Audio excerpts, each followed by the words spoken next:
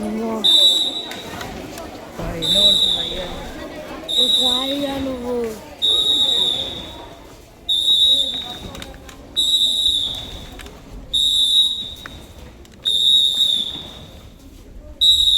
చచ్చిపోతా ఇదిగోండి.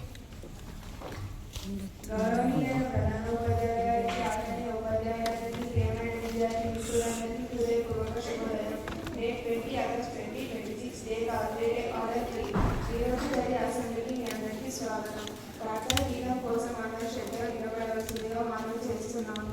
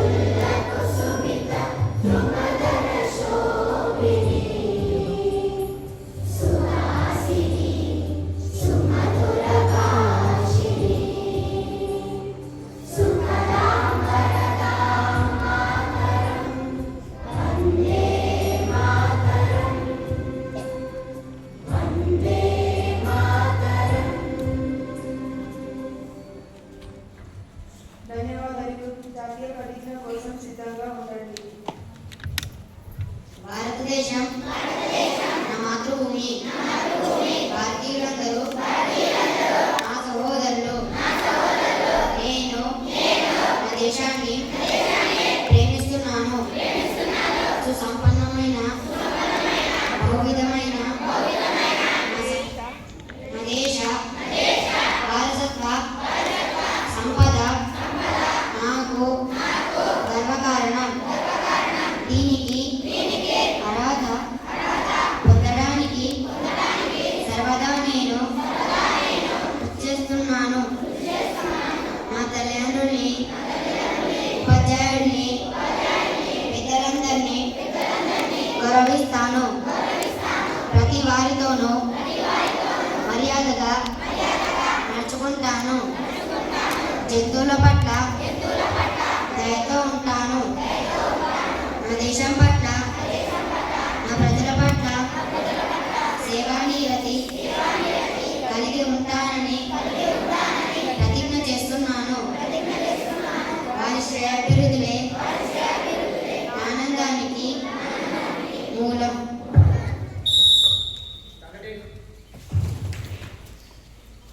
ఇప్పుడు ఈరోజు శృతిని చెప్పడానికి 8వ తరగతికి చెందిన లక్ష్మణ్ను ఆహ్వానిస్తున్నాను. అందరికీ శుభోదయం. నా పేరు లక్ష్మణ్. నేను 8వ తరగతి చదువుతున్నాను. నేటి శక్తి కష్టపడితేనే విజయానికి దారి కనిపిస్తుంది. పట్టుదల ఉంటేనే లక్ష్యం చేరుకోవచ్చు. మరోసారి కష్టపడితేనే విజయానికి దారి కనిపిస్తుంది. పట్టుదల ఉంటేనే లక్ష్యం చేరుకోవచ్చు. ధన్యవాదాలు.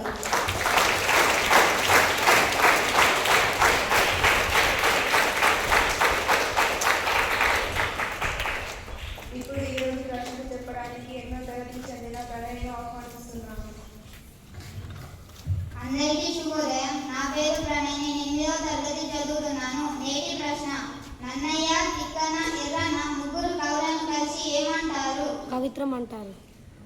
సరైన జవాబు. మరోసారి: నన్నయ్య, తిక్కన, ఎర్రన్న కవులను కలిసి ఏమంటారు? జవాబు: కవిత్రం అంటారు. ధన్యవాదాలు.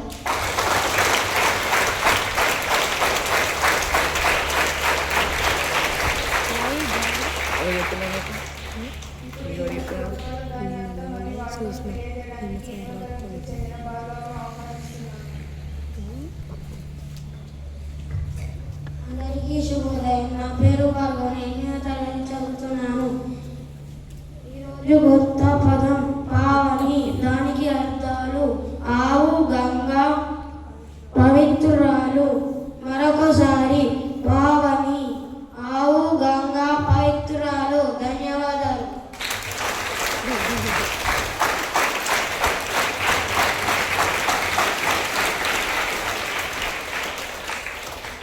ఇప్పుడు ఈరోజు ముఖ్యమైన వార్తలు తెలియజేయడానికి రామ్ను ఆహ్వానిస్తున్నాను.